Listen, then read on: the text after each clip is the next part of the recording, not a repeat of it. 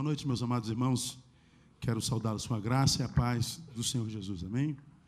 É alegria estar com vocês aqui na Igreja Batista Central pela primeira vez. E tomara que não seja a última, né? Não vai depender do que eu for pregar agora, não é verdade?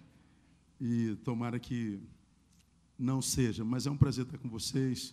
Essa cidade é uma cidade quase minha segunda cidade. Acho que é a cidade no Brasil que eu mais visito. No passado eu vim aqui todos os meses, uma vez no mês. Esse ano não, é a primeira vez que eu venho, mas dia 20 eu volto de novo, vou lá na Igreja de Cristo, mas a cidade de Anápolis é uma cidade que a gente aprendeu a deixar morando no nosso coração e com muita alegria. Muito obrigado pela honra de estar com vocês nessa oportunidade. Queria convidá-los a abrir a sua Bíblia em 2 Timóteo capítulo 3. Abra a sua Bíblia em 2 Timóteo capítulo 3. Vamos pensar um pouquinho nesse texto. Nós acabamos de celebrar, e eu queria cerebrar com vocês agora. Me emprestem seu cérebro. Queria que vocês pensassem comigo, raciocinassem. Nós já celebramos, agora vamos celebrar. E eu queria, a partir desse capítulozinho, de 2 Timóteo capítulo 3, tentar pensar com vocês, juventude, e mesmo aqueles que não são tão mais jovens como eu, um pouquinho do tempo que a gente está presente, que a gente está vivendo, esse tempo presente. E a partir dessa análise que a gente vai fazer, uma análise rasa do nosso tempo, pensar que tipo de palavra nós precisamos pregar ou que tipo de palavra nós precisamos ser. Eu acho que a palavra que Moody, há mais de 100 anos, promulgou, que talvez ele nem imaginasse que seria tão pertinente como por um tempo como hoje, ele disse: de cada 100 pessoas, uma lerá a Bíblia, 99 lerão vocês. De cada 100 pessoas, uma lerá a Bíblia. As outras 99 lerão os cristãos. Que ele está dizendo o seguinte: haveria um tempo em que a palavra seríamos nós. E eu acho que esse tempo nunca foi tão tempo como agora. Vivemos um tempo onde ninguém acredita em ninguém, ninguém ouve ninguém. Somos uma geração que vivemos em rede globalizada, e na rede não tem ouvido, na rede só tem boca, né? Todo mundo fala, ninguém ouve. Na rede ninguém busca a verdade, todo mundo busca ter razão. Por isso nós temos tanta briga na rede. Nas redes ninguém muda de opinião, nas redes todo mundo sabe tudo. Na rede todo mundo está feliz, na rede todo casamento está em ordem. Na rede todo mundo é intelectual, todo mundo sabe Nietzsche. Todo mundo sabe, todos os filósofos. Na rede, todo mundo sabe tudo, mesmo que não tenha estudado nada. Na rede, todo mundo tem razão. Então, a rede é um mundo idealizado, é o que nós gostaríamos de ser, mas que, na verdade, nada tem a ver com a realidade. Então, nós somos uma geração dicotômica, virtual e real, muito mais virtual do que real, portanto, muito mais mentirosa do que verdadeira. Por isso, nossas relações são tão frustrantes. Nunca imaginei que fulano pudesse fazer isso, nunca imaginei que pudesse dizer isso, nunca imaginei que a gente está sempre frustrado com o outro. Como a gente sempre se frustra com o outro, então o outro faz mal para a gente vai se afastando, e a solidão vai nos abraçando, e a gente vai vivendo esse mundo virtual muito mais do que real. Nesse mundo virtual para o qual nós fugimos, porque o real não está bom, vivemos uma vida, como eu acabei de falar, dicotômica, e nesse mundo dicotômico há pouco de verdade. E quando a gente vem para a realidade, a gente se encontra com a nossa verdade nem sempre é uma verdade com a qual a gente gosta de se encontrar. Porque a verdade faz mal, a gente foge dessa verdade, e a nossa realidade é cada vez menos palpável. Como nós somos uma geração que enxerga, ou que melhor, ouve com os olhos, a gente não ouve mais ninguém com o ouvido. A palavra de Deus hoje ela é pregada com a vista. A gente acredita no que vê, não no que ouve. Ninguém acredita em pastor, ninguém acredita em político, ninguém acredita em promessa. Quase nenhuma namorada acredita piamente no namorado e vice-versa. Quase marido nenhum acredita piamente na esposa e vice-versa. Quase ovelha nenhuma acredita plenamente no seu pastor e vice-versa. Nossa relação é de entrega parcial. A gente mergulha, mas não mergulha tudo, porque a gente pode sofrer o que Zach Magiese disse, né? Zach Magiese disse, causa mortes, traumatismo craniano, mergulho profundo em pessoas rasas. Causa mortes, traumatismo craniano. Mergulho profundo em pessoas rasas. Então, para a gente não morrer de traumatismo craniano, a gente primeiro bota o pezinho para saber se dá para mergulhar. A gente desconfia de tudo, de todos, a gente desconfia até da gente. Então, quando a gente fala em palavra hoje, eu não penso mais esse livro preto que a gente tem na mão, porque nem os cristãos o leem mais. Há uma pesquisa que diz que 96,1% dos cristãos só tocam na Bíblia no dia de domingo. Não aqui em Anápolis. Anápolis é outro nível de crente. Mas no resto do Brasil, certamente essa pesquisa talvez tenha razão. Então eu não falo dessa palavra, eu falo da palavra que nós somos. Então vamos pensar que tipo de palavra nós somos hoje para a nossa geração. E talvez nós entendamos por que a nossa geração está como está. Então vamos começar a pensar, vamos fazer um diagnóstico da nossa sociedade bem rapidinho, assim, en passant, bem rasinho, que é para a gente não demorar muito. Então, vamos lá, nós estamos em 2 Timóteo, capítulo 3, vamos ler só o versículo 13, ok? Diz assim, ó: mas os homens maus e impostores irão de mal a pior, enganando e sendo enganados. Mais uma vez, mas os homens maus e impostores irão de mal a pior, enganando e sendo enganados. Vamos ler juntos? Mesmo com as versões diferentes, vamos lá? Mas os homens maus e impostores irão de mal a pior, enganando e sendo enganados. É o que Timóteo está dizendo aí, Paulo está dizendo a Timóteo. Aqui, nesse texto, Paulo revela, sobretudo, como será o futuro de um tipo de gente. Ele está falando de futuro. A palavra de Paulo aqui é quase uma palavra profética. Só não é profética porque ele fala do futuro baseado no óbvio. Então, se está baseado no óbvio, não é profético. Mas ele fala do futuro de um certo tipo de gente. Qual gente? Quais gentes? Ele diz os maus e impostores. Mas os maus e impostores, ele define um tipo de gente. E ele está falando sobre o futuro dessa gente. Gente má é gente incapaz de praticar o bem. Ou seja, gente cuja personalidade já foi sequestrada pelo mal mesmo. E quando eu digo personalidade sequestrada pelo mal, não falo de alguém que só pratica mal, mas alguém que é incapaz de praticar o bem. É gente que foi alcançado pela indiferença. Porque a Bíblia diz que aquele que sabe fazer o bem e não o faz, comete pecado. Então, quando eu pratico o mal, eu peco. Quando eu sonego o bem, eu peco. Quem sonega o bem, mesmo sem praticar mal, aliou-se ao malvado. Duas faces da mesma moeda. Então, quando ele diz assim, os maus, ele está falando de gente incapaz de praticar o bem. Não só aquele que pratica o mal, mas aquele que, podendo fazer o bem, não faz. Tornou-se indiferente. Congelou-se. Mas ele fala também dos impostores, de gente incapaz de ser verdade em qualquer circunstância. É aquele cuja personalidade verdadeira, cuja realidade foi guardada em algum lugar dentro dessa imagem, e essa imagem, ela nos antecede aonde a gente vai, nas nossas relações, nas nossas ministrações, na nossa adoração, nos nossos diálogos. Essa imagem antecede a realidade. Nosso primeiro contato em relacionamento é de imagem. O que primeiro nos atrai é a imagem. E o que acontece quando a pessoa é má e impostora é que a gente conversa com ela 10 minutos, depois de 10 minutos descobre que aquela imagem já não tem nada a ver com a realidade descoberta nesses 10 minutos. E em grande escala na pós-modernidade é pior, né? Você conversa com a pessoa e depois de 10 minutos você descobre que não tem ninguém lá dentro, é uma casca vazia. Você diz tão bonito, mas tão vazio, tão bobinho, mas tão lindo, tão maravilhosa, com um quadríceps desse tamanho, mas valeria se fosse por arroba. Mas não é arroba, então não tem nada lá dentro. É um vazio sobrenatural. Ele está falando dos maus impostores. Agora, por que ele fala de futuro? Ele diz que no presente eles não são felizes. Mas os maus impostores irão de mal. Mal é o presente deles. Não tem como um indiferente e o impostor, o hipócrita, viver uma vida plena, uma vida que vale a pena ser vivida. Paulo está dizendo, eles vão de mal, e fala do futuro, a pior.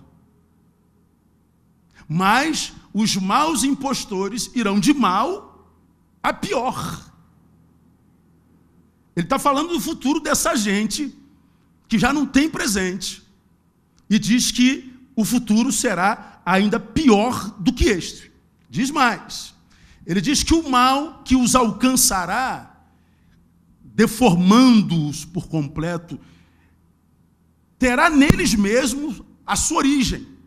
Ele está dizendo, quando o mal e a hipocrisia me alcançam, meu futuro já está delineado. Será de mal a pior. E diz que essa pioridade, desculpe aí o neologismo, produzida por um determinado mal, terá em mim mesmo a origem. Ele está dizendo, enganando, ou seja, o meu presente me fez um enganador. E o meu futuro, sendo enganados.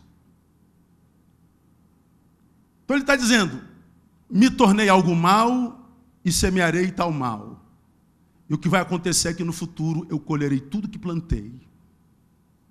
O problema é que o futuro é futuro da perspectiva do presente, né? Mas quando ele chega, ele agora é presente. E quando ele chega, o futuro já é outra coisa. E ele está dizendo que esse presente, que ontem era futuro, será pior do que aquele ontem, quando era hoje. Vai pensando aí, vê se dá para entender. Aí quando esse futuro virar hoje, ele já tem um amanhã que vai ser pior do que hoje. Ele fala de uma desconstrução existencial sem precedentes, sem esperança.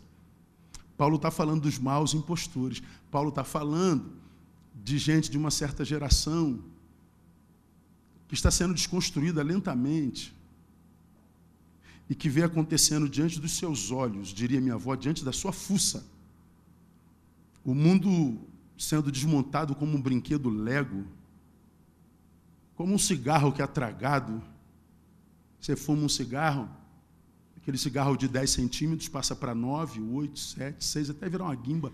E à medida que ele vai desconstruindo, ele vai virando cinza, vai virando pó, vai perdendo consistência, até que chega na guimba, e quando chega na guimba, o que o fumante faz? Ele joga fora, o porco joga no chão. E o triste é que há um versículo na Bíblia que fala sobre isso, né? Que o diabo, vosso adversário, anda rugindo como leão ao vosso derredor, buscando a quem possa tragar. O trago é isso mesmo, ele vai destruindo devagarinho. Ela é imperceptível muitas vezes. A gente vai sendo desconstruída. A gente se compara com o que foi ontem, a gente percebe que a gente está piorando a beça. Mesmo que a imagem melhore. Mesmo que a conta bancária esteja um pouco mais gorda. Mas a gente percebe que, comparando-nos com o que nós éramos ontem, nós estamos piorando bastante. Mesmo que nós sejamos parte dessa geração que se autoafirma na imagem, nós acabamos por mentir para nós mesmos. Hoje vivemos a geração da informação, a geração da prosperidade, a geração da malhada, a geração intelectual, a geração resolvida, a geração a bambambam, a geração bambambam. Mas a geração bambambam é a mais suicida de todos os tempos da história da humanidade, é a mais deprimida, é a mais ansiosa. Produziu a maior população carcerária da história do Brasil. É a mais divorciada, é a mais fracassada. A OMS produziu uma pesquisa a nível mundo, publicou em março desse ano, você pode achar no Google aí, quando você chegar em casa, veja lá, dizendo que o Brasil é o país com o maior índice de transtorno de ansiedade do planeta e é o 5º em depressão. O Brasil é um dos países mais tristes do mundo. E essa pesquisa foi publicada algumas semanas após o Carnaval, que é a festa de maior expressão pública de alegria, uma das maiores do mundo. No Carnaval está todo mundo feliz, está todo mundo celebrando a vida. Pois é, aquela alegria vista no Carnaval é festa de máscara, é mentira, é hipocrisia. Aí o crente diria assim, está vendo? A alegria do mundo não traz plenitude à vida dos homens. Pois é, mas esse país, o mais triste do mundo, é também o maior país cristão do mundo. Se o mundo não traz alegria para a vida, o cristianismo brasileiro também não traz.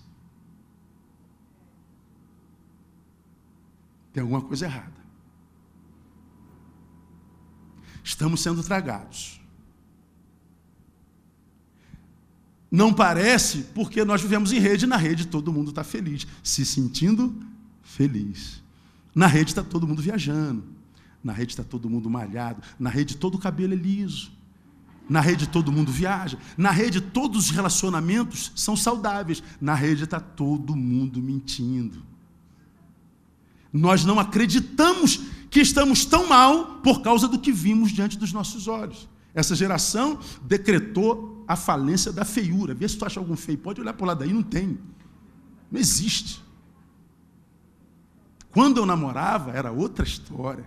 Tu chegava em casa, as nossas namoradas ainda usavam coque, bob, usavam enê.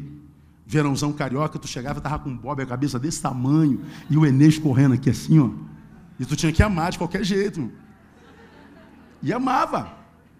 Agora não, agora está todo mundo lindo. Pois é, mas o texto está dizendo que essa gente que se tornou indiferente, essa gente que não consegue ser verdade plena em momento algum, é uma geração má e impostora. É uma geração que engana, e porque engana será enganada. Irão de mal, já estão mal, e vão ficar pior. Paulo está falando de um tempo sem esperança. É gente que se deteriorará de tal forma que eles serão a fonte do próprio mal. O texto alude a um tipo de gente produtora da sua própria autoextinção. É uma geração que se extinguirá. Aí a gente olha para os números do Brasil. 2015, 59.627 homicídios. 60 mil homicídios num ano. 165 homicídios por dia no Brasil. 10% de todos os homicídios do planeta em 2015 aconteceram no Brasil. Somando todas as guerras do mundo, não davam 60 mil homicídios. Agora, o homicídio é homicídio quando a gente analisa a partir da subjetividade. Quando eu analiso subjetivamente, o homicídio é um homem matando o outro. Então, subjetivamente, individualmente, é um homicídio. Agora, quando a gente analisa existencialmente, ou seja, no ponto de vista da raça, quando um homem mata outro, é a raça humana matando raça humana. Quando a raça humana mata a raça humana, não é mais homicídio, é suicídio. Todo homicídio é um suicídio, é a raça se auto-extinguindo. Então nós nos tornamos uma geração autofágica, suicida. Nós estamos produzindo a nossa própria destruição. Bom, mas a morte biológica é uma, né? Primeiro a gente matou o respeito, a gente matou o romantismo, a gente matou a ética, a gente matou a verdade, a gente matou a confiança. A gente foi matando um monte de coisas sobre as quais a vida se balizava e existia. Nós destruímos os alicerces, somos folha ao vento, nós estamos nos extinguindo. Isso é triste demais. Então Paulo fala aqui, irmão, de um tipo de gente que habitaria uma certa geração, e por causa dessa gente que compõe essa tal geração, essa geração seria uma geração marcada por dores e privações. Privações e dores profundas. Aí você vê no versículo 1, quando Paulo diz aí para Timóteo, no capítulo 3, versículo 1, sabe, porém, isto, que nos últimos dias sobrevirão tempos penosos. Paulo está dizendo, por causa dessa gente que habitaria tal geração, os tempos seriam penosos. Tempo penoso é tempo de gente que vive como que pagasse uma pena. Tempo penoso é eu estou apenado. Portanto, eu estou sendo castigado. Eu estou sendo punido. Eu estou privado. Aí nós vivemos um antagonismo. Nós somos a geração mais livre do mundo. Menos para viver a liberdade plenamente. Não há nada que nos impeça, mas mesmo assim a gente não consegue. Sempre falta alguma coisa. Um vazio dostoiévsco, como ele disse, que cada homem carrega dentro de si um buraco do tamanho de Deus, ou seja, é universal. É intapável. Então eu sou livre, mas menos para viver a minha liberdade plenamente. Você vê, o que nos une hoje é medo. Eu estava, alguns dias atrás, no Rio de Janeiro, sou carioca. E a violência está agraçando lá, mas aqui também não está essas coisas todas não é verdade? Eu estou parado no sinal, noite, carro todo filmado. Filmado é aquela película que a gente bota. No Rio não tem um carro que não seja filmado. Pelo menos para o ladrão saber quem está lá dentro, é homem ou é mulher, é polícia ou não é. Então, pelo menos ele tem essa dúvida. Aí eu estou no meu carro parado. Carro na frente, carro do lado, carro atrás. Para uma moto do meu lado com 2 homens em cima. De noite, voltando da igreja, quase 11 horas da noite. Eu fui jantar, não devia ser meia-noite. Tu está num sinal parado no Rio de Janeiro, para uma moto com 2 caras, um do lado do outro, e o cara bate no espelho, assim, no vidro do meu carro. Toque, toque, toque. Poxa, aí entrou aquele gelo, aquele demônio do gelo que veio assim, ó. Mas gelou tudo em mim. E olha que eu não tenho medo, mas gelou tudo.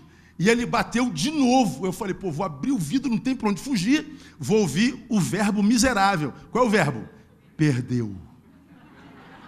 Eu falei, puxa vida, cara. Eu abri o vidro, o cara fala, paz do Senhor, pastor. Eu falei, vai pro diabo que te carregue, meu irmão. Você tá maluco, seu maluco. Estou no Rio de Janeiro, cara, você de madrugada, 2, tu bate no meu carro para me dar boa noite, cara. Finge que não me vê, cara, você tá louco. Rapaz, eu fiquei brabo. Que isso, pastor? Pô, tu tá maluco, cara? Como é que você sabia que era eu? Aí eu conheço a placa do seu carro, nojento. Ele foi embora rindo, depois eu fui embora rindo, aliviou, o demônio do gelo saiu, fui libertado, fui liberto. Aí eu fiquei pensando, cara, que mundo é esse que a gente vive? Que a gente tem medo do outro. Esse outro que a gente teme, perdão, é um outro a respeito do qual a Bíblia diz que, pelo qual nós deveríamos ter um sentimento. A Bíblia diz que nós devemos amar o nosso próximo como? Como a nós mesmos. O que eu devo sentir pelo outro? Amor. E o que a gente sente pelo outro hoje? Medo, desconfiança, menos amor. Estamos sendo desconstruídos, não estamos? Eu acho que essa geração chegou. Eu acho que nós estamos vivendo essa geração. Eu creio piamente nisso. Agora, a questão para um dia como hoje é: como seria uma sociedade composta por gente assim? Gente má em postura, gente incapaz de ser verdade plenamente, gente incapaz de ser indiferente, gente que é má porque foi sequestrado por esse mal e que pratica esse mal, gente que engana e gente que vai ser enganado, gente a respeito de quem a Bíblia está dizendo não tem futuro. Como seria a geração, o presente de gente, de uma geração, de uma sociedade composta por gente assim? Bom, Paulo diz que seria uma geração sem afeição, ou seja, uma geração afetivamente doente. Você vai lá no versículo 2, esse texto para mim ele é fenomenal. Ele diz que por causa do tipo de gente na qual a gente se tornaria, nós viveríamos uma sociedade que, porque assim viveríamos como quem paga uma pena, livre, menos para viver a liberdade plenamente. Por que isso, Paulo? Por causa da qualidade de gente que está lá. Aí ele faz uma descrição, uma biografia dessa geração do tempo do fim. Ele está falando dos últimos dias. Olha a descrição dessa gente, versículo 2.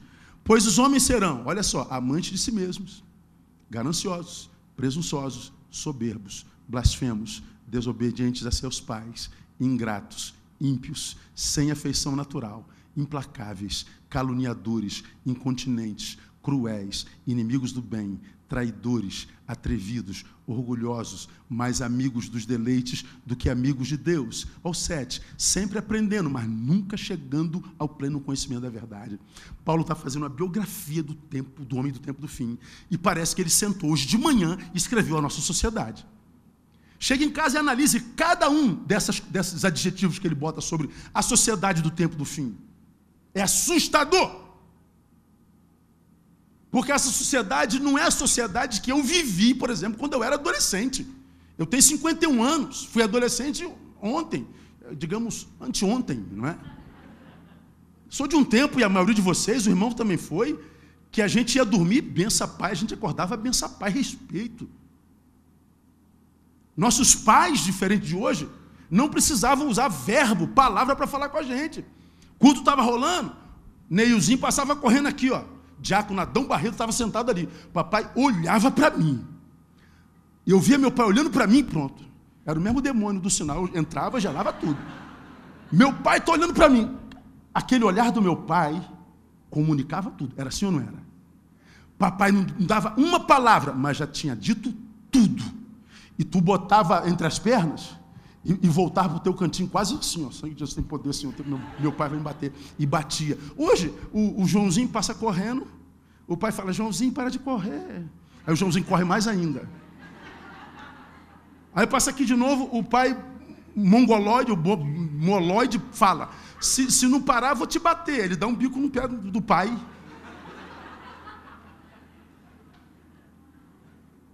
Porque nós nos viramos panacas. Não sabemos mais educar. Estamos numa sociedade sem controle. Não há mais escola de gente nas famílias. É cada um por si. Nascemos biologicamente humanos, mas nós não somos não é gerada humanidade em nós. Nós nascemos humanos, mas não gera um ser humanidade em nós. Nos transformamos nisso que a gente não sabe o que é. Aí a questão shakespeariana volta à baila, né, no século XXI. To be or not to be? Ser ou não ser? Aí você responde na pós-modernidade, ser. Aí vem a segunda pergunta, ser o quê? Quem é você? Vai para o espelho depois do culto e pergunte para aquela pessoa do espelho, quem é você? O que é você? E tente fazer um diagnóstico a teu respeito, você vai ver a dificuldade que você tem. Paulo fala que essa geração seria uma geração que viveria como quem paga a pena, e ele diz por quê? Porque seria uma geração afetivamente doente. Quero chamar a atenção de uma qualidade desse versículo 2 que diz lá, que seria uma geração sem afeição natural. Está aí, ó. Ele está dizendo que nessa época dos maus impostores, dos indiferentes e dos hipócritas, aquela geração seria uma geração sem afeição natural. Ou seja, o afeto não faria mais parte da natureza. Nós nasceríamos, mas a afeição não viria conosco. Nasceria uma geração desprovida de afeto. Então ele está dizendo que essa mudança da qual Paulo fala, ela alcançaria dimensões genéticas. Isso é chuva. Glória a Deus, hein? Chuva de bênção fora, chuva de bênção dentro, em nome de Jesus, não é? Então nasceria uma geração cuja natureza seria desprovida de afeto. Nasceria uma geração em cujo DNA não haveria o aplicativo amor. Logo, o amor seria um aprendizado. Agora, aonde que nós deveríamos aprender sobre amor? Me digam vocês. Na família. Como é que estão as famílias pós-modernas? As crianças nascem e a gente mete na mão da profissional. É terceirização da maternidade e da paternidade. Por necessidade, não estou criticando não. Se essa geração já tem um presente mal, o futuro definido, se essa geração é afetivamente doente, o amor já não faz parte dos nossos afetos. Exercíciozinho de casa, quando você chegar em casa, antes de você dormir, jogue lá no Google, psicopatia infantil, e assuste-se com o que você vai ler. A psicopatia é a enfermidade da pessoa que não tem afeto, que não sente pena, misericórdia, que não tem apego afetivo, é desprovido. Joga lá, psicopatia infantil. Você vai ver o que está acontecendo nessa geração. Tive um caso na igreja de uma mãe que veio me procurar. Pastor, eu queria fazer uma pergunta ao senhor. O senhor é da área. Meu filho tem 4 anos, eu estou meio preocupado com ele. Acho que não é nada não, mas veja o que o senhor me diz.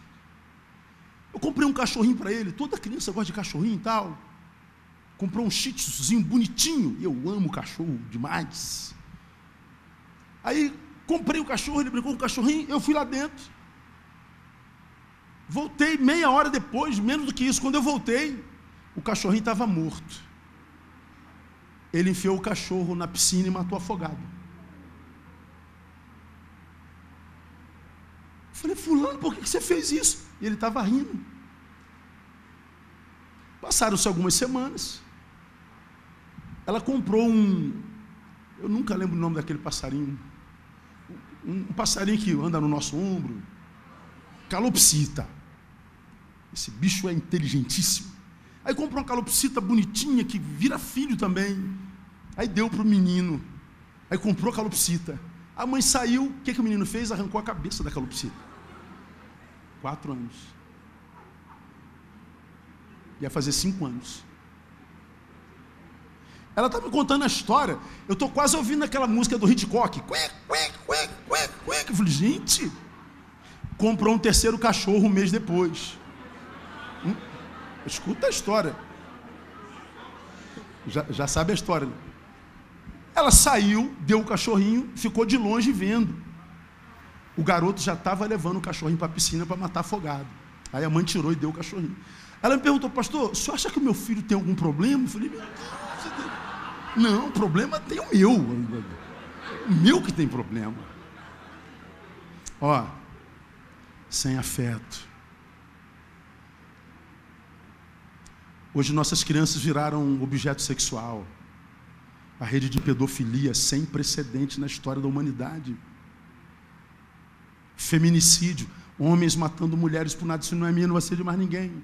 Nós vemos desgraça atrás de desgraça. A gente não se assusta mais. A gente acorda segunda-feira, vai no jornal, vamos ver qual foi a desgraça do final da semana. Mãe deu à luz a bebê, não quis o bebê, jogou do 16º andar. Mãe não quis o bebê, e assim que deu à luz, botou o bebê no micro-ondas e ligou. É a raça humana. Não é marciano que está fazendo isso. Não é plutoniano, nem criptoriano. É terráqueo. Somos nós. Eles são nós. É a nossa raça. Alguma coisa acontece no inconsciente ou na consciência humana. A nossa consciência de como raça está mudando. Não sabemos o que somos, nem o que viremos a ser. Mas sabemos o que não somos mais. O que está acontecendo com a gente? Está aqui, ó. Uma geração desafeiçoada. Quais as consequências dessa geração indiferente, desafeiçoada? Lógico, microvalorização da vida. A vida não vale mais nada. E quando vale, vale muito, muito, muito pouquinho. Qual é o resultado dessa microvalorização da vida? É que essa visão reducionista da vida é que nós deixamos de vê-la como um todo.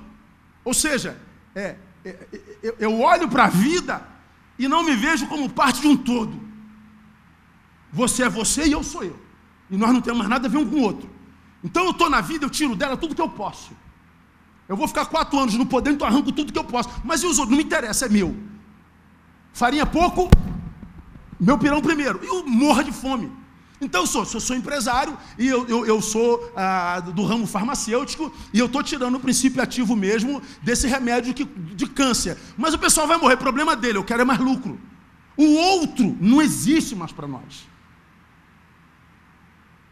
Eu não faço mais parte de uma engrenagem humana, ou seja, eu não tenho nada a ver com isso, eu estou aqui para tirar o que eu posso. E a gente vê cada um tirando um pedaço do que puder. Nós somos uma geração autofágica, nós estamos nos consumindo. A gente vai roubando tudo, a gente vai tirando tudo. A gente não quer saber do outro, o outro não nos interessa mais. Então, por quê? Porque a vida está microvalorizada. Aí vem uma outra característica desse versículo 2 aí, ó. Diz que os homens não só serão sem afeição natural, mas diz que eles serão amantes de si mesmo. Está aí, ó. A palavra no grego amante de si mesmo é a palavra philautós. Philos mais autós. Philautós, amante de si mesmo, não é amor próprio. É um amor unidirecional, ou seja, é um amor que é dirigido apenas para si mesmo, ou seja, é um amor que é dirigido só para o espelho. É um egoísmo tão grande, tão adoecido, tão poderoso e maligno, que faz do eu dele o único ser existente no planeta. De modo que ele diz sem saber, há tanto eu em mim que tu não cabe. O amante de si mesmo é o que produz a extinção do outro nos seus afetos. O outro não existe. Você é um produto que eu uso para ascender. Aí você vê as competições, todo mundo competindo o tempo inteiro. Tu vai para a rede, bota lá, a terra é redonda. Aí vai aparecer um intelectual dizendo uma frase desse tamanho. Não, então um crente, somente crente. Aí vai aparecer que não, a terra é oval. Porque a Bíblia diz em Jeremias que Deus está sentado sobre o globo terrestre, então ela é oval. Aí outros, não, a terra, eu concordo com Galileu Galilei, então ela com os que lutavam contra Galileu Galilei, ela é reta. Começa a discussão. Daqui a pouco você que é um jumento, idiota, imbecil, você não estudou nada, aí começa. Todo mundo se matando, tudo dá briga. Porque nós não queremos a verdade, nós queremos razão. Eu quero ter razão. E se você se opõe a mim, não me interessa a verdade, você é meu inimigo. Nós não conseguimos mais discordar de ideia sem entrar no pessoal, sem entrar na agressão. A gente diz mais, não concordo com você, irmão, me desculpa aí, mas somos amigos, ora por mim e eu oro por ti, tá tudo bem, vamos jantar? Vamos. Não, se a gente discordou de ideia, a gente se mata. A gente extingue o outro dos nossos afetos. Por que tu não cabe mais em mim? Porque eu tenho muito eu em mim, há tanto eu em mim que tu não cabe. Ou seja, não faço mais parte de um todo. Vivemos um individualismo crônico e adoecedor. Extinguimos o outro em nós. Agora, qual é o grande problema disso, irmão? É muito simples. Quando eu produzo, consciente ou inconscientemente, a extinção do outro em mim, eu produzi em mim também a minha capacidade de transcendência, de viver experiências espirituais e de me conectar com Deus. Se eu produzi a extinção do outro em mim, eu produzi a extinção de Deus em mim, eu pus para fora. De jeito nenhum, pastor, o senhor estava indo bem, mas agora o senhor falou heresia. Vem cá, pastor, me faz um favorzinho aqui, paga um micozinho aqui comigo. Vamos ver o que a Bíblia diz. Lá no Éden tem um decreto, não é bom que o homem esteja só. Não é bom. Possível? Bom jamais. Então a vida só encontra sabor no encontro. Solidão não é projeto de Deus. Porque meu eu só se locupleta, só encontra sentido no tu dele, eu e tu. Onde é que o médico encontra sentido para a vida? Num paciente. Eu médico, tu paciente, pronto, certinho. Eu pastor, tu ovelha, certinho. Eu professor, tu aluno, beleza. Eu vendedor e tu comprador, beleza pura. Quando eu se junta com tu, vamos ver se você é bom de matemática. Eu mais tu é igual a nós. Bom de matemática, bom cara, o cara é bom. Eu mais tu igual a nós. Só quando o meu eu se encontra com tu dele, vira nós, por exemplo, que eu posso orar, Pai nosso. Porque não existe Pai meu e Pai teu. Só existe um Deus. Eu só posso chamar Deus de Pai nosso se eu posso te chamar de irmão. Mas eu te extingui nos meus afetos. Abri mão da paternidade divina. Vai virar um batistinha seco, hipócrita e mentiroso. Vai virar um assembleano, hipócrita e mentiroso. Vai virar um ungidão que nunca atrai ninguém a Jesus. É só discurso, blá, blá, blá. Só roupa, só discurso. Mas a tua vida nunca vai gerar fome em ninguém a ponto de dizer, eu quero ser igual a você. Porque eu extingui o meu irmão dos meus afetos. Perdi transcendência quando abri mão da imanência. Pior. Só quando o meu eu se encontra com tudo dele, que vira nós, que eu posso orar, o pão nosso de cada dia, dai-nos hoje. Eu só posso receber provisão de Deus, o pão de Deus, se Deus souber que o pão que chega a mim, não vai parar em mim, vai a partir de mim chegar a alguém. Se eu vivo para mim e não me importo mais com ninguém, se eu sou o fim da bênção e não um canal dela, se eu sou o lugar onde Deus chega, mas não o transporte pelo qual Deus vai, Deus deixa de chegar e eu não tenho provisão plena, vai viver carência mesmo. Investe no Facebook, viu, irmão? Bota a felicidade lá, porque cá você não vai conhecer. Bota a beleza aqui, porque aqui dentro você não vai conhecer. Cria o mundo que você quiser na rede, mas na realidade, o que vai viver é farsa. Só quando o meu eu se encontra com tu que vira nós, que eu posso, portanto, declarar Emanuel. O que significa Emanuel? Deus conosco. Deus conosco. Aleluia. Não existe Deus comigo ou contigo. Deus só é presença em mim palpável.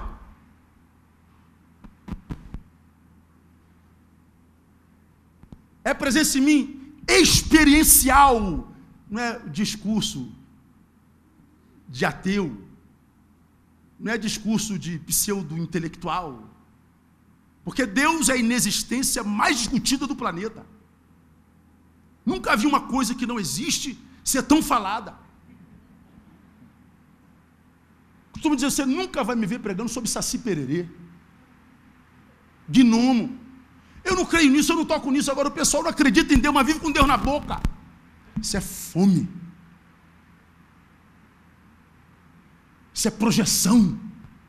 Mas vai ser só um discurso. Deus vai ser só um discurso. Mas eu não me impressiono com os ateus. Eles não têm como conhecer mesmo.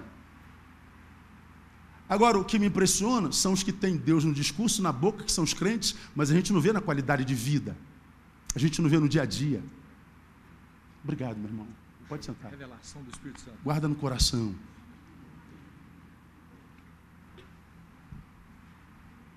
O resultado é a extinção do outro em nós. Aí nós vivemos essa irrealidade. Mergulhados nessa terra sem transcendência. Mas com Deus transcendente no discurso, mas não na vida. Diante do rio, mas sem vê-lo fluir de nós. Blá, blá, blá.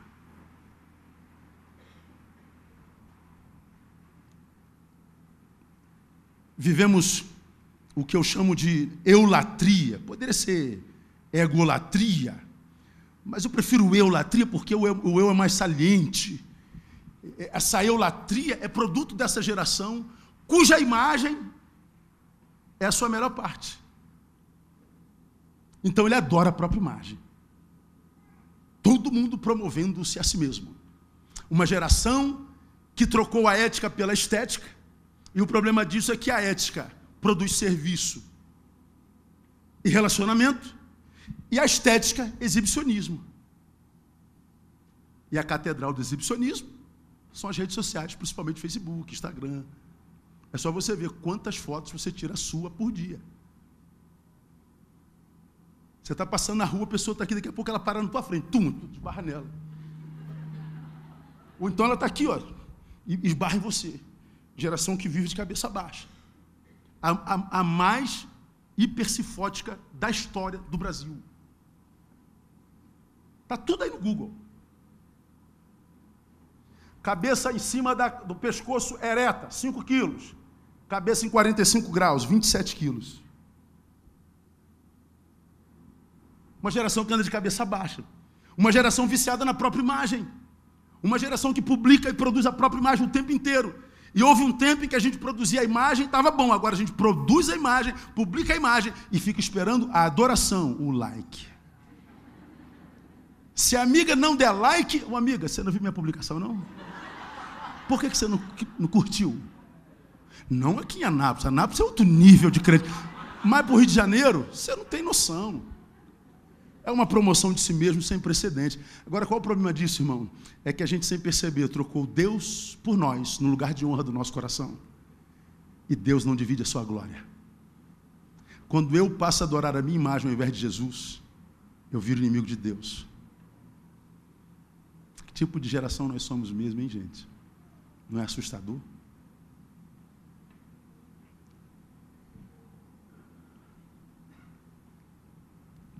Existe uma segunda consequência dessa geração cujo afeto adoeceu. Primeiro, microvalorização da vida. Segundo, eu vou usar um termo de Robert Adolphs. É um sociólogo que escreveu Igreja, Túmulo de Deus. Ele usa um termo chamado rapidação. Rapidação é como alguns estudiosos chamam essa celeridade que acomete as pessoas na pós-modernidade. Nós estamos sempre com pressa. Estamos sempre correndo, para lá. O cara está no trânsito, vai para onde? Sabe que eu não sei, esqueci. Que hora é o teu compromisso? Meu compromisso é meio-dia. Cara, são 6 horas da manhã, dá tempo. Mas a gente está correndo. Sinal abriu, o cara não sai imediatamente. Oh, calma, meu, estou saindo. A gente está com pressa. Nós somos acelerados. A gente não consegue fazer uma coisa de cada vez. Enquanto você come, você responde e-mail. Enquanto você vai no vaso, você lê um livro. Quando você come um sanduíche, você fala no celular. Nós queremos remir o tempo. Nós não temos tempo para mais nada. Nós estamos sempre com pressa.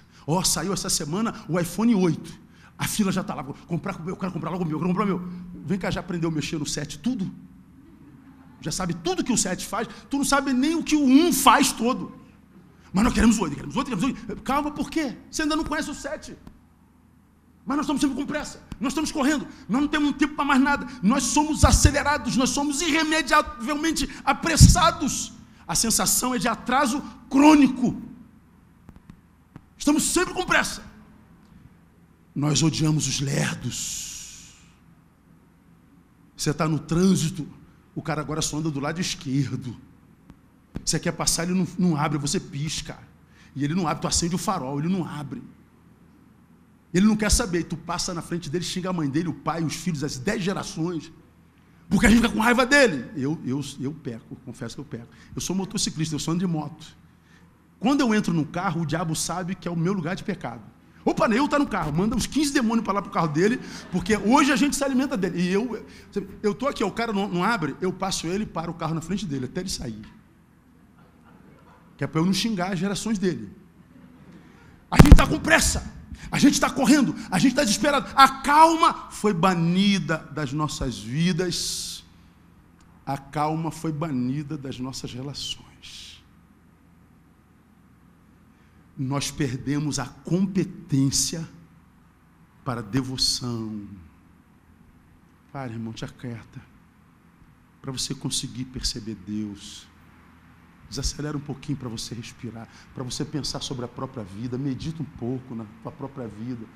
Calma, antes de você tomar uma decisão dessa, reflita 1, 2, 10 vezes. Não temos tempo, pastor, tem que ser agora. Não. Calma, irmãos. Quando a gente perde essa capacidade de acalmar e de se aquietar, perdemos a capacidade de experimentar Deus. Porque a Bíblia diz, aquietai-vos e sabei. Só se sabe Deus na quietude. Porque se a gente tiver em rapidação, a gente tem informação sobre ele, a gente não sabe ele. Saber e ser informado são coisas diferentes. Então nós perdemos isso. Consequência da rapidação, a ausência de diálogo. Ou, quando há diálogo, diálogo superficial. Aí vivemos esse paradoxo. A geração da informação, a geração da informática, também é a mais ignorante, a que menos conhece a sua própria realidade.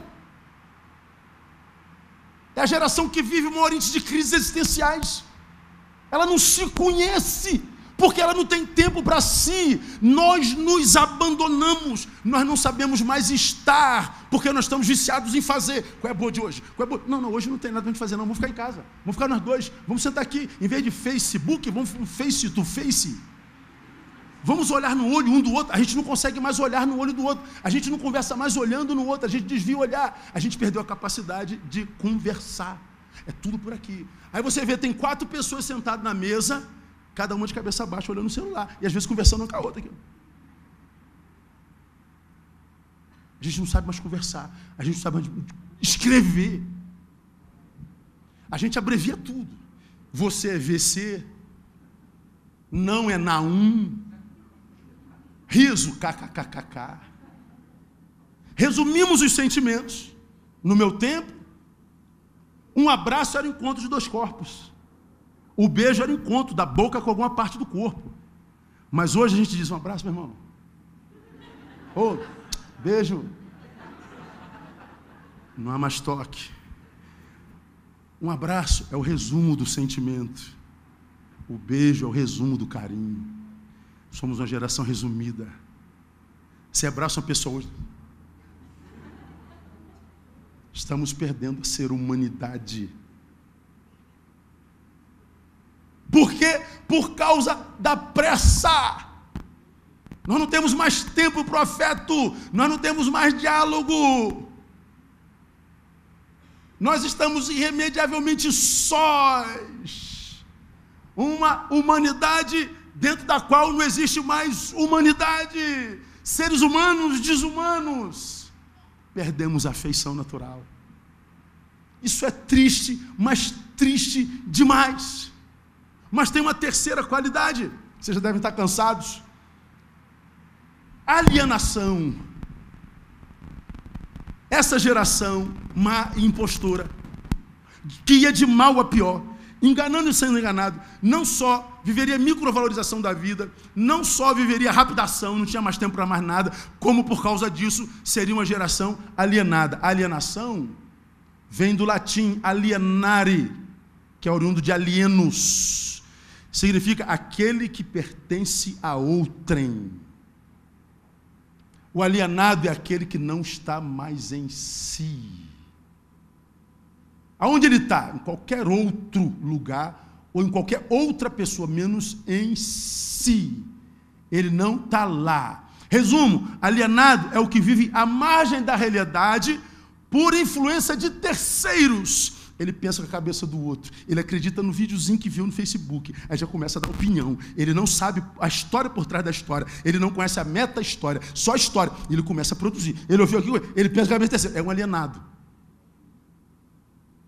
Alienado.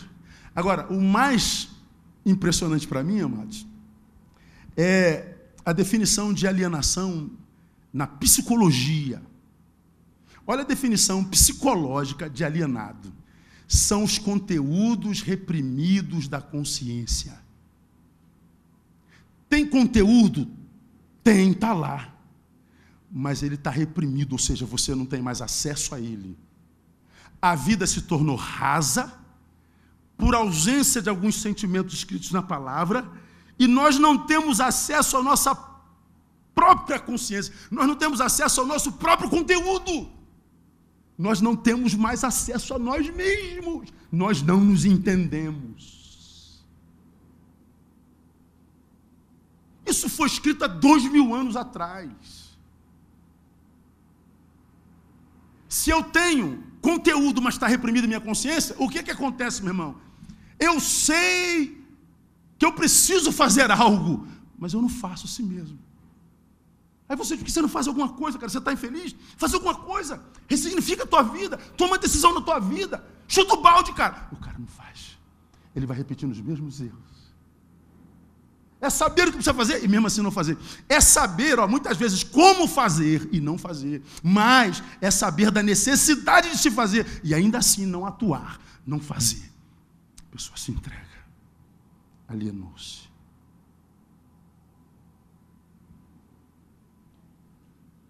Eu vou dizer para você, eu estou nesse negócio de pastor há 27 anos. Estou nesse negócio de psicanálise, consultório há 28, se eu não me engano. Lidando com gente o tempo inteiro. Às vezes eu falo assim, acho que eu já vi de tudo, cara. Daqui a pouco aparece uma personalidade nova. Gente, essa eu nunca vi. E eu vou te dizer, de cada 10 pessoas que eu atendo, 9...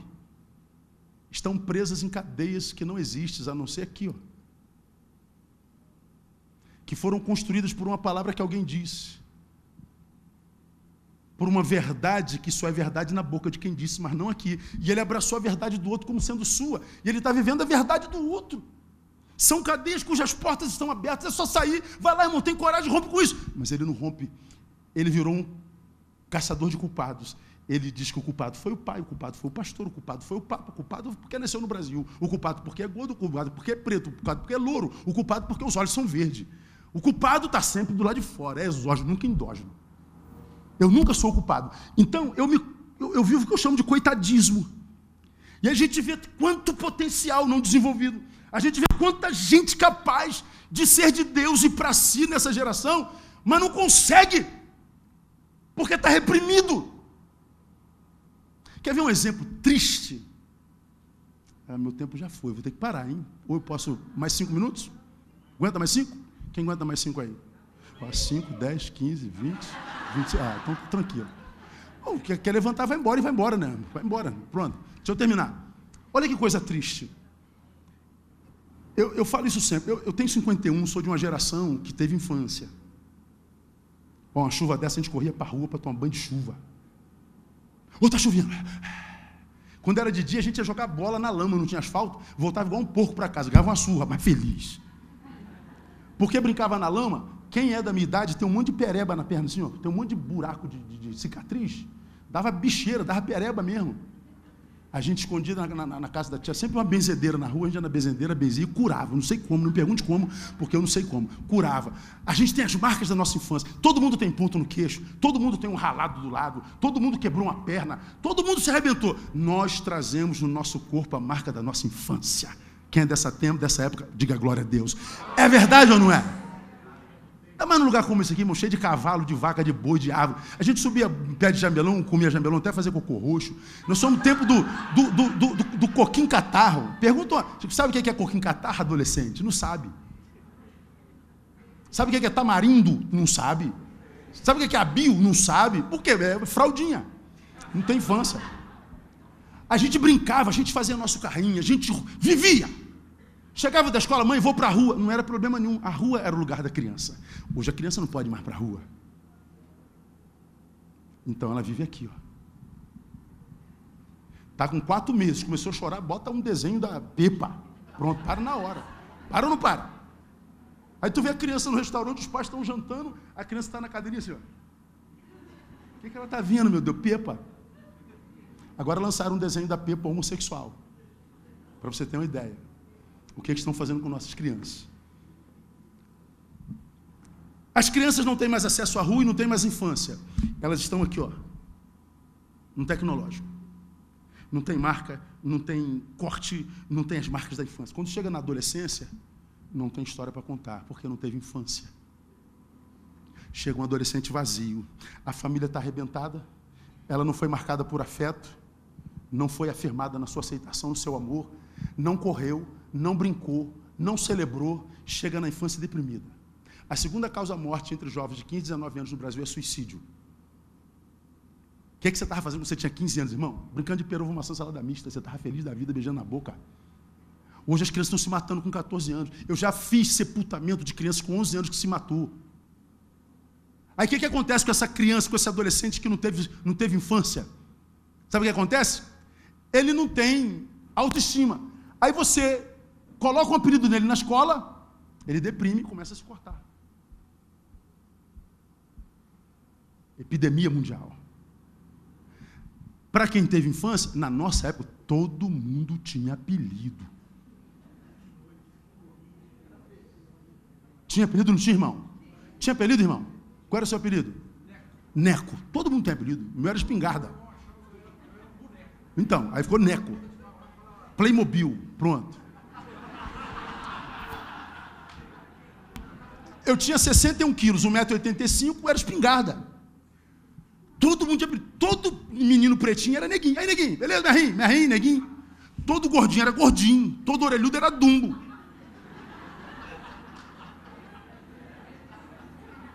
Pergunto, era problema para nós? Não. Hoje tu bota um apelido, é bullying. Deprime, se corta e se mata. Por quê? Ele não aguenta apelido hoje? Porque a imagem é tudo o que ele tem. Toca na imagem, tocou-se em tudo. Não há nada lá dentro. Ele não teve infância. Ele chega na juventude, a adolescência não foi boa. A gente pode estar vendo aqui um dia mal, tempo ruim. A gente deprimiu, a gente volta lá na infância e diz, oh, que saudade da minha infância, que saudade da minha adolescência. A gente dá uma viajadinha para fora daqui. Eles estão aqui, não tem para onde viajar. Então está mergulhado numa realidade vazia, nua, crua e desafeiçoada. 33 suicídios dia. A pessoa se torna num ser que ela não suporta ser. Ela se transforma em alguém que ela odeia. E ela quer se livrar desse alguém. E está se livrando. Porque a imagem é tudo que tem. Essa alienação que faz valorizar a imagem e que reprime seus conteúdos a ponto que ele não consegue ser o escritor da própria história, ele é refém dela. transformou essa geração numa geração sem referenciais, sem amor próprio, indiferente e imaginária, portanto, má e impostora. Engana e vai ser enganada, que está mal e vai para pior. Definimos nossa geração, sim ou não? E nós, o que temos a ver com isso? Qual é o nosso papel nisso negócio todo? A palavra, né? Não é o tema? Pois bem. O que nós, o povo da palavra, o povo que vive com Bíblia na boca, vive com Bíblia debaixo do braço, agora vive com Bíblia aqui, vive lendo versículo, você acha que o que essa geração precisa de nós é que a gente leia a Bíblia para ela? Ela não escuta. Nós precisamos primeiro voltar às nossas origens. Qual a origem, pastor? A origem é edêmica, do Éden. Porque no Éden, quando Deus nos colocou lá, Ele disse, colocou, pois, o Senhor Deus o homem no jardim do Éden para o lavrar e guardar. Então, qual é a missão do homem primeira na terra? É guardar e cuidar. A função do ser humano é cuidar da terra e do seu semelhante. Quando o pecado entra, Gênesis capítulo 3, a primeira coisa que o pecado quebra é o cuidado. Quem te mostrou que você estava nu, Adão? Ó, a mulher que tu me deste, foi essa mulher aqui. Então perceba, ela é osso dos meus ossos, é o meu eu outro, é o que me completa, é o tu que dá sentido ao meu eu, é o que transforma o meu eu em nós. Então era o meu sentido. O pecado entra, a mulher que tu me deste, porque diz, o culpado é tu. Rompe minha relação com o meu semelhante e rompe minha relação com o meu Deus. O culpado foi essa praga aqui, quem me deu foi o Senhor. Ó, rompeu tudo. O que acontece como resultado? Deus expulsa o homem do jardim, não é verdade? Então o que acontece? O pecado impossibilita Adão de cumprir o papel para o qual ele foi criado, ou seja, a sua natureza foi modificada. Qual era a natureza do homem no jardim? Cuidar. Mas ele foi expulso do jardim. Ele não pode mais cuidar do jardim. Ele vive o antinatural. Agora eles competem. Eles se matam. Quando Jesus vem, o que Jesus faz, irmão, na verdade, de fato, de verdade? Ele restaura no homem aquilo que o homem perdeu no jardim quando o pecado entrou. Quando o pecado entrou, eu perdi a capacidade de cuidar do meu próximo. Quando Jesus entra, teoricamente, eu restauro a capacidade de cuidar do próximo. Se eu não cuido do próximo, ou seja, produzir a extinção do outro em mim, não tem Jesus em mim coisa nenhuma, mesmo que eu seja batista. Mesmo que eu seja Bíblia. Porque eu sei a distância que eu estou de Deus, a partir da distância que eu estou do meu semelhante. Porque aquele que diz amar a Deus e aborrece seu irmão, peca. Até agora está em trevas. Então eu sei a distância que eu estou de Deus, a partir da distância que eu estou do meu irmão. Quando eu vejo essa divisão entre nós, eu vejo a distância que nós estamos de Deus. Por isso, 12 homens alvoroçaram o mundo, 61 milhões de crentes não fazem cosquinha no Brasil. Por quê? Porque falta palavra. Precisamos voltar às origens. Segundo e último, o que nós precisamos mais? Resgatar, portanto, a missão pedagógica da igreja. Isto é, fazer uma releitura de o meu povo está sendo destruído porque lhe falta conhecimento. É meu povo? É. Mas está destruído? Tá. Por quê? Porque não tem conhecimento, é ignorante. Eu posso ser de Deus e ver derrota. Porque Deus não abençoa? Não, porque eu não busco conhecimento.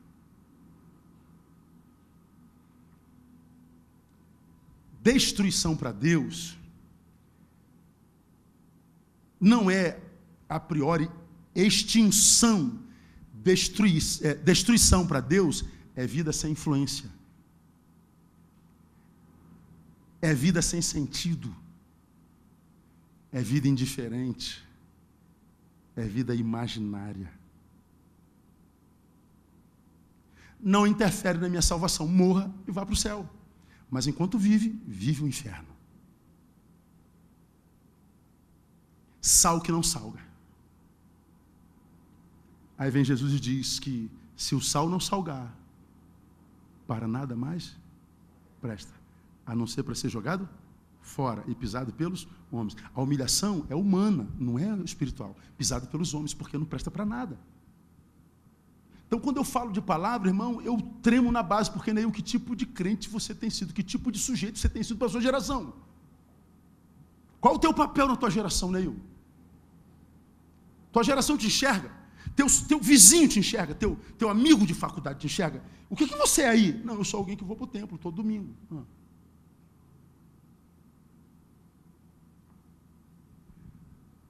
O crente, o cristão, ele não tem uma mensagem a pregar, ele é a mensagem pregada. E quando a gente pensa sobre a palavra Braz de Pina, a gente está dizendo que a gente quer se transformar naquilo que a palavra diz de nós. E a palavra a nosso respeito diz, aqui eu termino: vós sois a carta escrita em nossos corações, conhecida e lida por todos os homens. Paulo está escrevendo à igreja de Corinto. Vós sois as cartas lidas pelos homens. Olha o versículo seguinte: sendo manifestos como carta de Cristo, ministrada por nós e escrita não com tinta, mas com o Espírito do Deus vivo, não em tábuas de pedras, mas em tábuas de carne do coração. Ou seja, a sede dos afetos. Paulo está dizendo que nós somos uma carta. Carta não fala, carta é lida.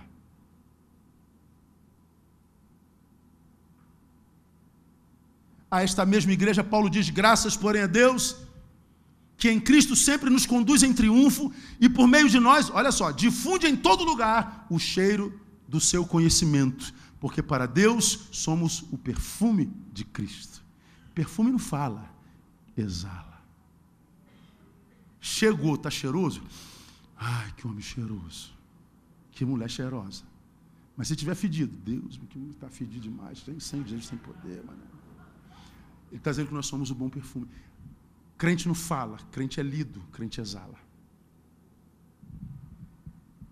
Me perguntavam, quando eu tinha 9, 10 anos, o que se pergunta a crianças até hoje: o que você vai ser quando crescer? O que você vai ser quando crescer? Qual é o teu sonho? Eu me lembro do meu sonho quando eu tinha 10 anos de idade. Olha o sonho do Neil. O meu sonho é conhecer o Deus de meu pai. Meu pai foi o melhor crente que eu conheci na vida até hoje. Quando eu me comparo com meu pai, eu acho que ainda tenho que me converter. Piedoso, santo. O melhor pai que um filho poderia ter, o melhor marido que uma mulher já poderia ter. Meu pai foi tesoureiro da igreja, diácono da igreja batista a vida inteira. E eu vi a reverência com que meu pai tratava as coisas de Deus. Com que reverência meu pai lidava com Deus, orava de joelho diante dele, saía de casa, orava, voltava a agradecer ao Senhor. Meu pai era generoso, meu pai era gentil, meu pai era manso. Meu pai, tudo que fazia, consultava a Deus. Eu, moleque, falei: cara, que Deus é esse que meu pai adora? Que esse cara deve ser bom demais, porque meu pai o ama muito. Eu quero conhecer o Deus de meu pai. Meu sonho era conhecer o Deus de meu pai. Aos 17 anos eu conheci o Deus do meu pai, eu me converti. Nascido e criado na igreja, meus amigos todos aos 9 batizaram, aos 10 batizaram, eu não quis me batizar, porque eu queria conhecer o Deus de meu pai, eu queria passar pela experiência da conversão. Não, Neil, quem nasceu na igreja vai assim, ó, é direto, não converte, não, eu quero experimentar esse negócio de morrer e nascer de novo. Aos 17 anos, entrando no exército, eu me converto. Pior período da vida, onde que eu fui me converter? Dentro do exército, dentro da escola, um sufoco danado. Mas quando eu conheci a Deus, não foi mais de alguém me dizer, não foi mais do livro, mas foi experiencial. Eu entendi por que meu pai venerava tanto esse Deus, porque eu conheci o Deus de meu pai. Eu caso, tenho filhos, qual era a minha preocupação como pai? Que minhas filhas tivessem o desejo de conhecer o Deus dos pais delas. Minhas filhas conhecem o Deus do pai dela. A pergunta que eu faço para os pais pós-modernos: que tipo de Deus nossos filhos acham em nós?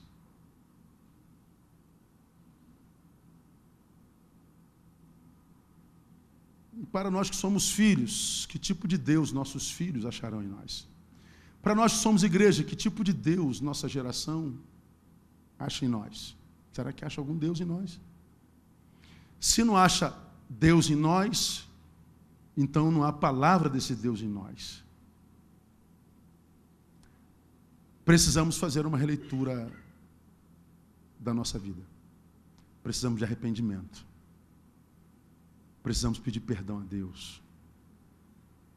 Precisamos pedir ao Senhor para que não nos faça maus e impostores, indiferentes e hipócritas, para que essa geração sem referenciais possa olhar para nós e dizer: eu quero Deus que te habita, porque eu vejo em você bondade, porque você é inserido, e eu vejo em você verdade, porque você não precisa de reproduzir a própria imagem para se sentir amado. Você fez opção por ser o maior de todos, e no reino, o maior de todos é servo de todos. Eu espero muito, irmão, um dia ver no meu país uma igreja composta de gente assim, de gente que não aceite ser nada menos do que o maior, de ser o melhor, o mais importante. Só que no reino o mais importante é servo de todos, é o menor de todos. É aquele para quem a gente olha e não vê ninguém, a não ser Jesus de Nazaré. Porque o Evangelho é isso.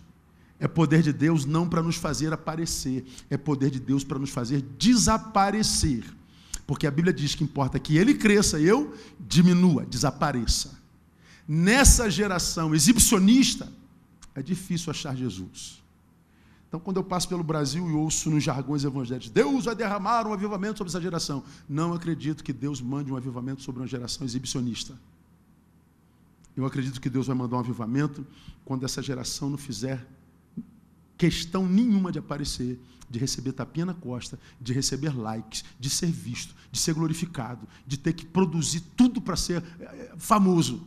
Mas uma geração para a qual se olha, e quando se vê as marcas de Jesus de Nazaré. Aí nós seremos a palavra. E quando houver palavra, haverá Deus. E quando a palavra de Deus, há conversão. E quanto há conversão, há poder de Deus derramado e salvação. Que Ele nos abençoe e tenha misericórdia de nós. Amém, amados?